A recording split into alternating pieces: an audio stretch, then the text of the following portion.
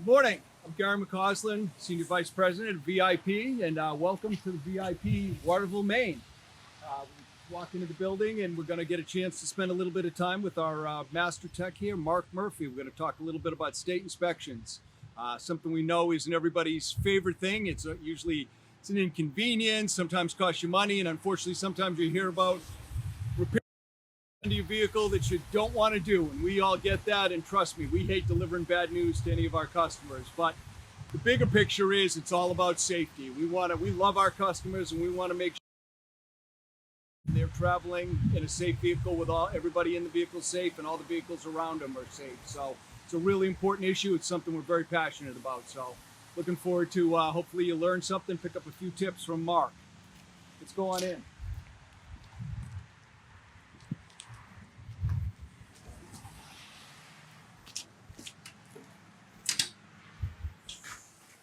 Put my map.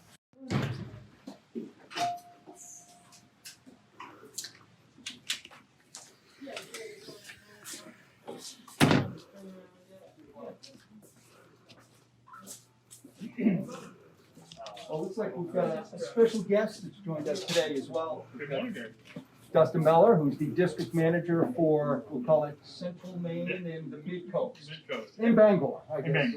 So Dustin covers a big area, and also it's great that Dustin's here with us today when we talk about state inspections, because that's something he's very, very passionate about. In fact, Dustin's actually on the state review board. Correct, yep. Which is, you can speak more about that. It's a board of different people from the automotive industry that looks at all the the standards that are set, and to make sure that the state inspection process and the standards keep up with the technology and the changing technology in our vehicles. Yeah, absolutely. The state of Maine requires that the state police put together a board every year to go through the manual to make sure it stays compliant, make sure we're looking at the right stuff, and we're also making sure that we're being fair to the consumer. So it's something we review every year, make sure that the stuff that we are requiring is fair, and that every state inspection station knows exactly the right way to look at the vehicle and the laws. So it was definitely a great honor to be on it this year.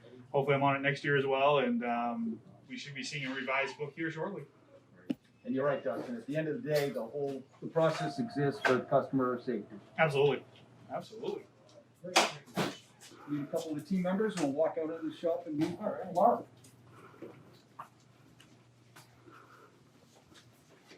Like Jarrett and PJ. PJ's manager here. They're busy taking care of customers. Thanks for letting us use your store today, PJ. You're very welcome. We're waiting in with our chairs, social distanced here. Keep everybody safe.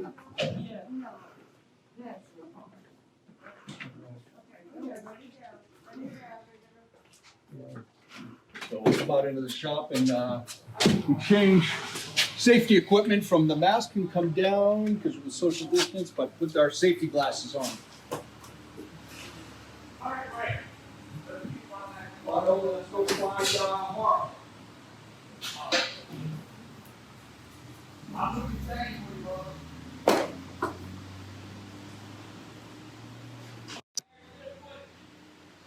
brother. Looks like he's bringing in a vehicle now. Okay, can you get somebody to do that, Mark? And can you chat with us? Yep. Right.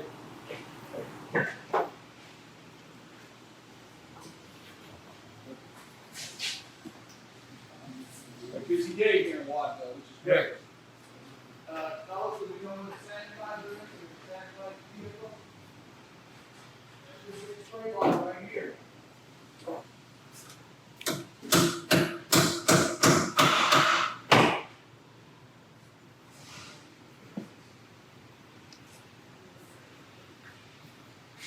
Got it on the lift up there? No, sir, that's the leak detector.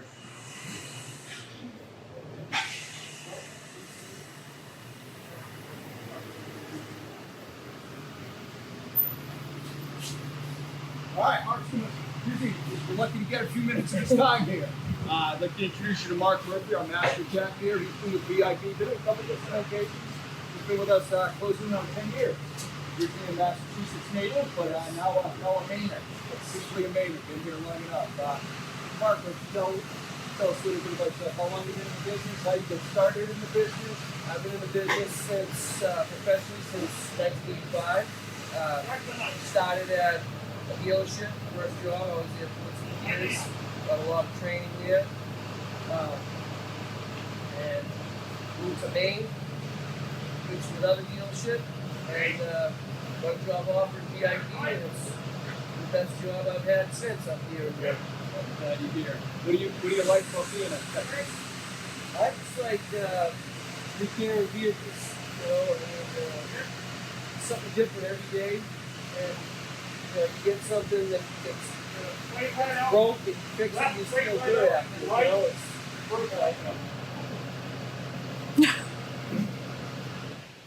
No, it's great. It's, no one likes paying to have their No, vehicle fixed, absolutely but not. boy, do we all depend on them, and it's nice when you can help somebody.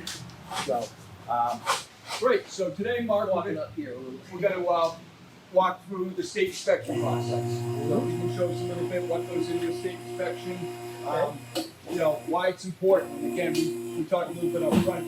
Nobody looks forward to having their vehicle inspected. It's best case, it ties up some of your time. It may cost you something. We frequently do when we do them for free because they're that important.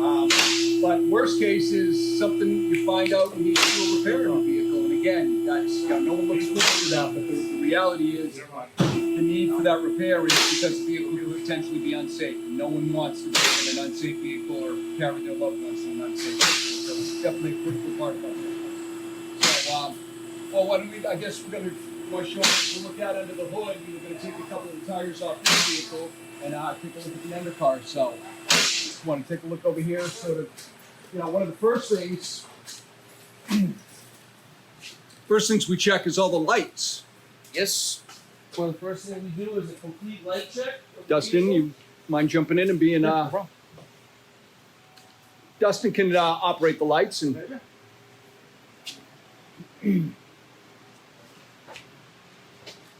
I'll get the back.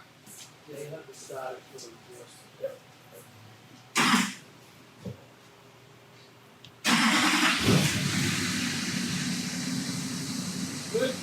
Good.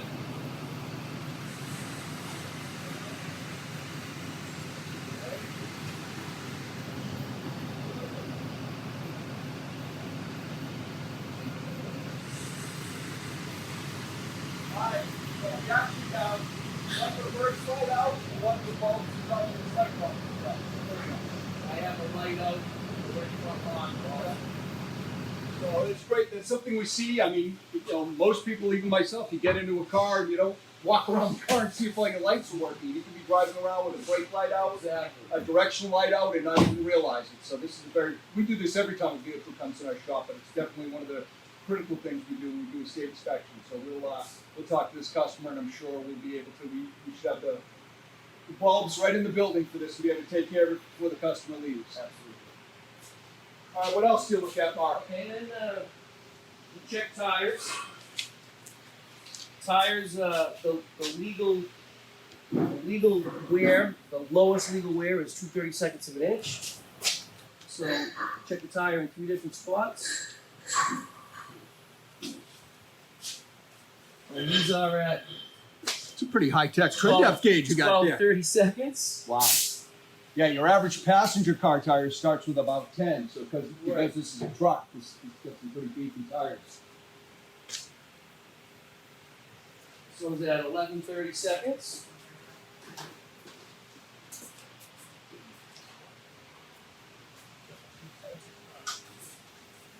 Yeah. 12/30 seconds.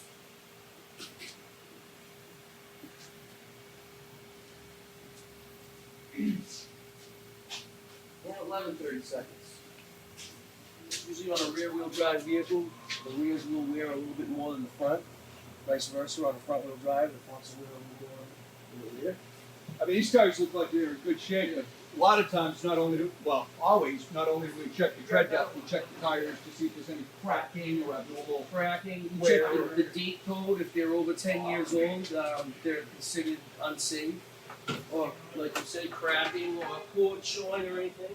Yeah, I mean, given that tires are petroleum based, they dry out over time, Right. just like a lot of products.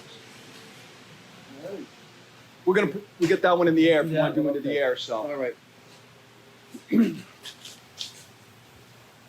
more? Yes.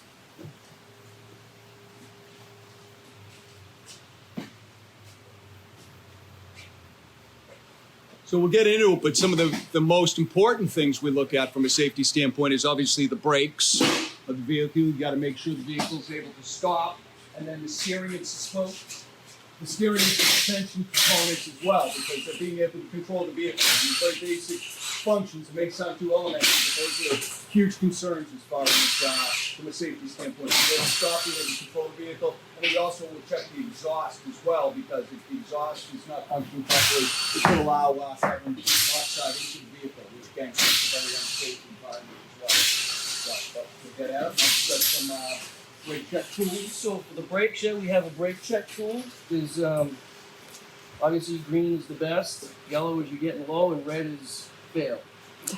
See the different sizes of measurements on these.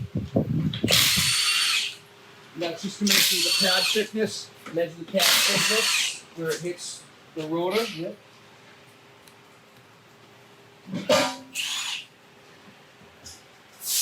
We also check for the rotors to make sure that there isn't excessive rust on them, because if they're not smooth, the pad isn't going to be able to stop them properly.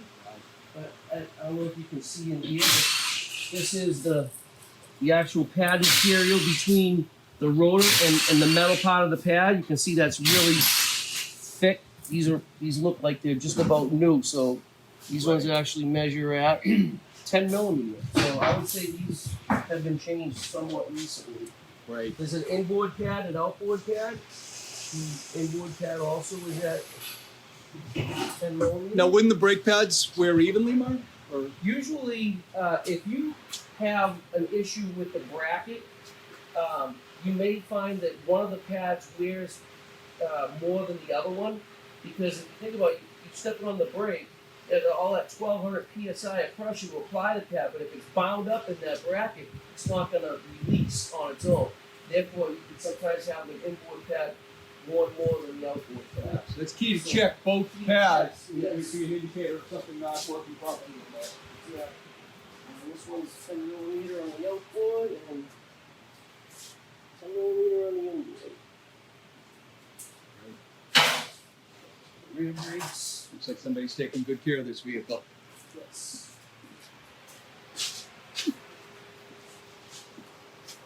The rears look fairly new also. Yeah, the rotors look like they're in great shape too.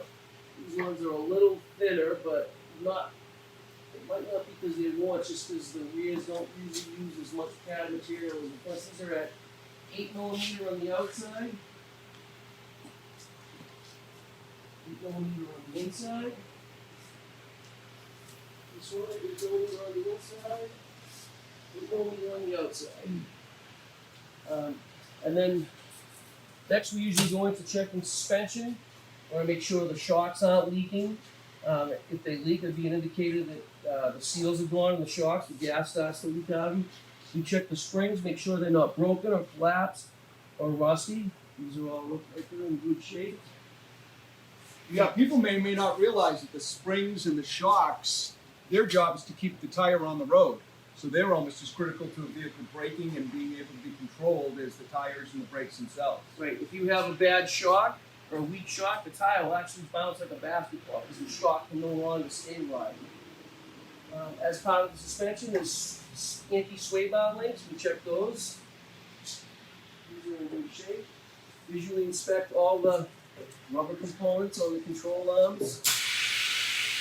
All look well.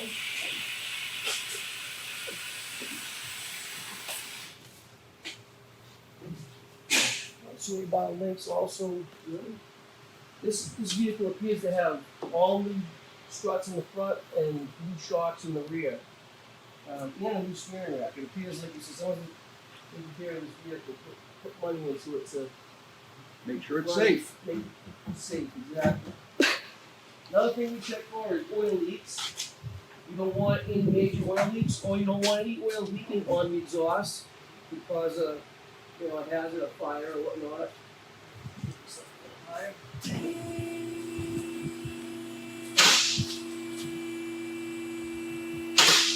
That's a good point, Mark. I mean, we want to make sure we check for oil leaks because if the engine runs out of oil, obviously the engine can fail.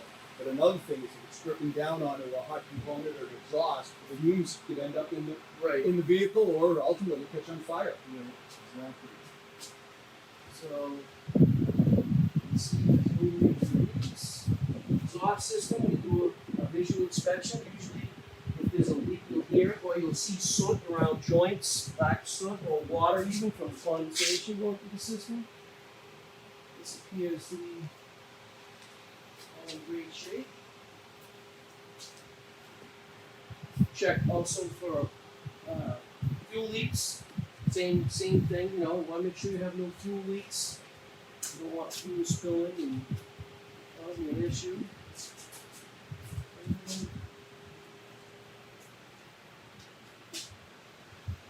So we just have to check the ball joints and the inner and outer tie rod on this.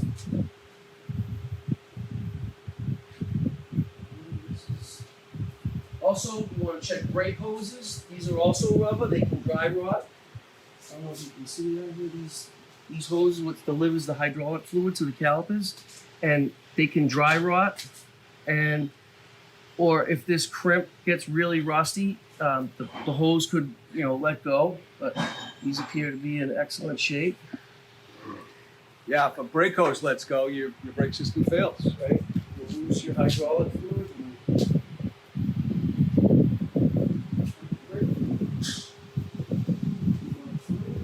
Now we got a question. So, how long does a typical inspection take?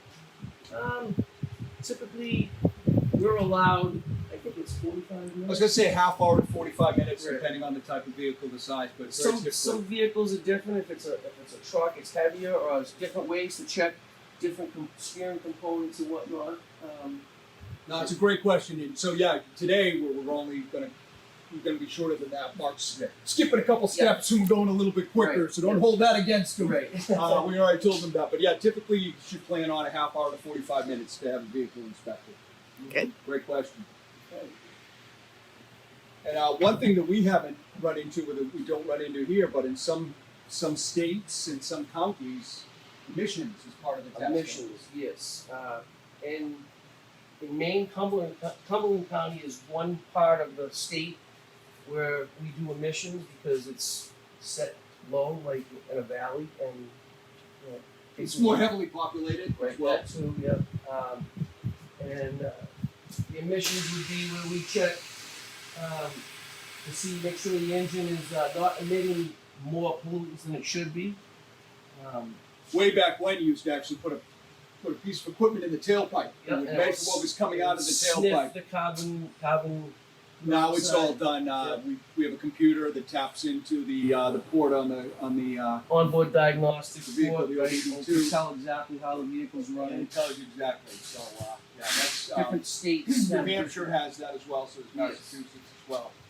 Massachusetts actually has the dynamometer that you drive the vehicle on. Yeah. So Yeah, every state's a little bit different, Yeah. but ultimately, at the end of the day, it's all about just making sure that the vehicle's safe and everybody's safe around it. And you know, it's done annually, so things degrade over time. So you may not even realize your vehicle, something's become unsafe or it's worn because it doesn't. It's not always that it just broke. It could have worn throughout that course of the year. Right. So that's why it's great to do a little check and sort of get a status of how it is on this day and time. We take a look at all vehicles that come in our shop because even though it's done annually, who knows, 3 months from now, something that doesn't show that's wearing today could start to show signs of wear. And we want to get it as early as possible and make sure we communicate that to our customers so that they can plan on it accordingly and then there's no surprises. right. Any other questions, Colleen? Not yet. How are we doing on time? We're doing good. Let's head into the interior of the car. Nice under the hood? Yeah. Okay. This is a diesel pickup, so this is even a little different here. Okay. Might need the stool for this one. So, As part of the inspection, some of the things that we want to look for is to make sure that the batteries are secure. This one is not. If a battery is flopping around like this and the positive terminal touches something that's grounded, it could short out and cause a fire, cause wires to melt down or whatnot. This vehicle has 2 batteries where it's a diesel. This one is secure, so that would definitely be a fail. And typically, you can just get brackets fitted. Yes. That wouldn't be a hard fix. Right. It's a matter of getting some Probably brackets $10 for the bracket kit and whatnot. But you're right. People don't think of the risk of that shorting Right, out. hit a bump and it shorts out. Another thing we check for is condition and level of brake fluid.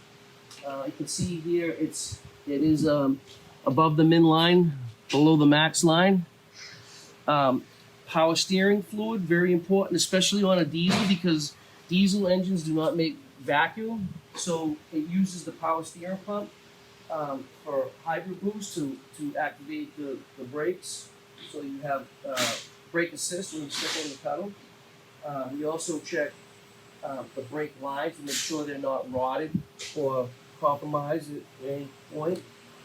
And again, where this has the hybrid boost, you want to make sure the belt is good and tight and not loose, because you would lose your power assist on this particular vehicle if the belt was not on or it was loose. And typically also at VIP, we check all fluid levels on the vehicle. We check the air cleaner.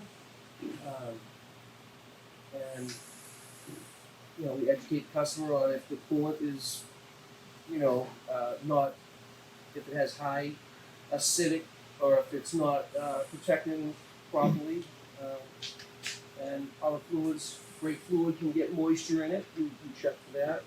Yeah, the coolant wouldn't be part of the state inspection, but it's critical, especially coming into the Yes. summer. I mean, the last thing anybody wants is for Is the vehicle to overheating issue. overheat on the Right. side of the road because of a coolant issue. So, not only is the coolant full, but also it degrades over time and it starts corroding the pieces of the system, components of the system. So, great. You could corrode the fins off the inside of the water pump, and then you'll have an issue where it won't flow the coolant properly. That's why Mark was talking about the pH level. Yes. Acidic level. Perfect. Oh, here's a good question. What can they do to prepare for their state inspection? Like if they're going to bring their car in, what's something that they should look at or prepare before they come in and get their car inspected? I usually tell people, if you could have someone check your lights for you, so you have a heads up on that. Or just, people know their own vehicle. If the brake pedal feels low, we obviously pull them in and feel it, but The lights, the tires, Right. The old penny test, the 30 Yes. seconds. At least you have a game plan, or going in that they're probably okay or they may not be okay, so you don't get a surprise. also want to make sure your registration is current. Absolutely. So, Yeah, the vehicle has to have a current registration for us to Yes. inspect it. And that's one thing that's consistent amongst all the states that we can inspect. yes. Good question. We inspect windshields. You cannot have any cracks in the swipe where the wipers wipe. If you have any repairs, they cannot be bigger than a dime, and they have to be certified that they have been repaired at a glass company. Also, window tint. In Maine, if you have your windows tinted, you require to have a tint certificate to show the amount of tint you have. You cannot have, I believe it's over 35% Reflective. Yeah. reflective. In the front windows, the rear windows, you are allowed to have darker tint, or non-moving windows you are, but that's an important New thing. Hampshire also has a spec to measure the handle power of the headlights. Yes. So they very frequently, both of these are in great shape, but a lot of times you see that the headlights become clouded up, and if you think about it, now your visibility has been decreased because of that. New Hampshire has a spec to check that because, again, driving at night with impaired headlights creates a dangerous situation or an unsafe environment. Yes. And the sun can actually make those turn yellow and fade. Again, that's not they don't need to be replaced. We have there's products available for the do-it-yourselfer, or we have a great professional product that we can restore the headlights and look just like new and get you safe again. So, Okay, how about this one? What happens if, say, they do fail? What's the process after that? What can they do? Great question. Okay. Say a vehicle comes in and it fails. We explain everything that's going on, why it failed, educate the customer on what's going on, what needs to be replaced or repaired, give an estimate on what it's going to cost. If you have it repaired within, is it 14 or 30 days? Maine, it's 14, New Hampshire, it's 30. If you have it repaired within 14 days, we don't charge again to redo the inspection. And you don't have to have us repair it, just as long as what was had failed has been repaired, and we can make sure that it has been repaired.